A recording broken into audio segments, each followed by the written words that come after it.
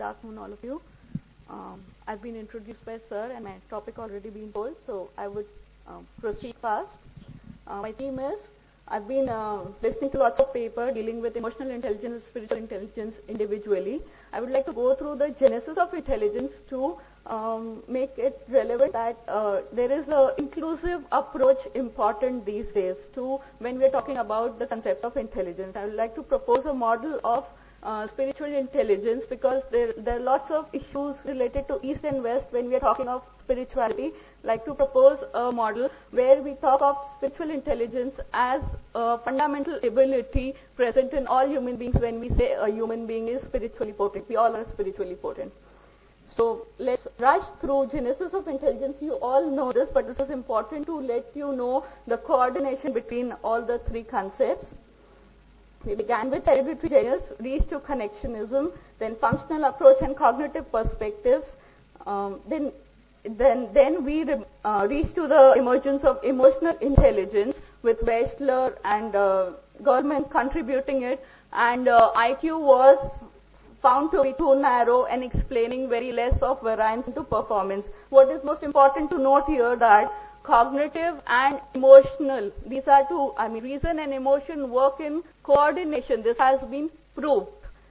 Next, this cognitive emotional model was proving to be shallow because there are few fundamental human abilities where human beings can rise above reason and emotion and can exhibit magnanimous behavior that transforms the society and life of human beings. And recently, philosophical causes were gaining prominence in explaining the well-being and quality of life, and thriving and meaningful life were becoming more important.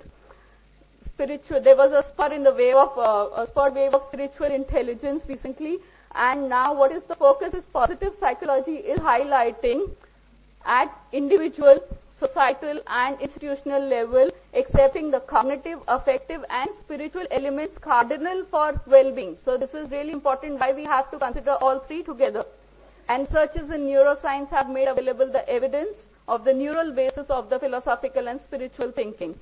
So this is the model necessary to be accepted, to unleash optimum, giving higher meaning, value and transformation to the life of the individual.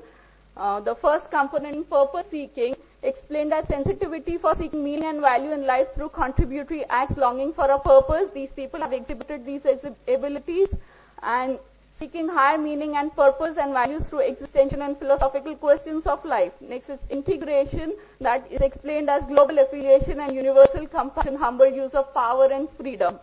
And also a sensitivity for flora, fauna, life, most needed today.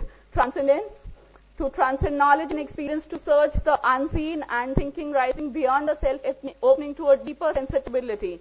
And the last is willpower, where human beings can exhibit exemplary strength, outperforming all physical, mental abilities, leaving all emotions and reason behind. These are few abilities not being explained by reason and emotion individually.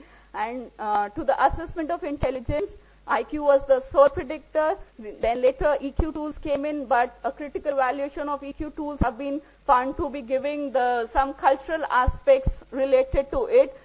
Implications of this paper is that for researchers, EQ, IQ and SQ need to be studied together, and for education, each student's unique personal significance should be seen in light of this multidimensional status of intelligence. And for society with the fragile relationships and growing complexity, materialistic, interdependent, yet self-centered, fast-pacing society, SQ needs to be seen as a potential to be developed in all for a harmonious and sustainable growth. And conclusions, most important part of it, to evaluate intelligence for rational way of thinking is too narrow. Questions are being raised on the status of EQ and SQ to be called as intelligence. If the criteria of correlation with IQ not being fulfilled, perhaps the fault lies with a poor tool, and a potent tool may establish a correlation already proven to exist by the neurological studies. Spiritual intelligence assessment might be seeming difficult psychometrically now, but American Psychological Association has given an indication about relating specific brain function to intelligence testing, and this might help. And emotional intelligence is trait or mental ability. This hype doesn't lower its importance as coordinated thinking is already proved. If cultural effects and development over lifespan make it EQ and SQ questionable to be a social skill, then IQ is all open to the same question. EQ and SQ have been proven as helping in moving beyond the culture factor. This one of the study has been taken by Kiran Kumar sir, and I've taken the findings from there. And connecting with others and human beings. And this indicates towards the presence of a fundamental ability to be explored, parceling out the culture factor. And lastly, a holistic assessment incorporating EQ, SQ, and IQ is required to unleash the true potential when we are talking of intelligence in human beings. Thank you.